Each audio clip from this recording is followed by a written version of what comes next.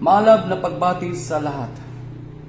Maisog laming pinapaalam sa lahat na ang binigay na permit para sa Prayer for Peace Rally sa Dumaguete City ay binawi at kinansilan ng LGU na naturang lungsod.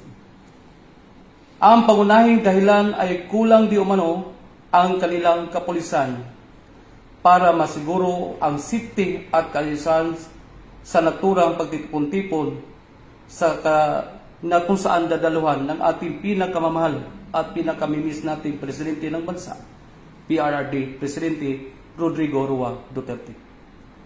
Malinaw na isa na namang itong pakana para pigilan ang Prayer for Peace Rally kahit paman sa malaking pagdialogo, pakikiusap ng mga organizers kay City Mayor Remolyo kasabang kanyang City Administrator na si Miss Lailani Ramon noong May 4, 2024 ng hapon.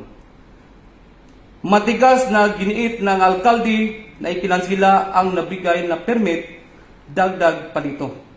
Nag-advise pa nga na maaring i-reapply ulit ang naturang permit na kung saan wala namang sapat na kasiguruhan at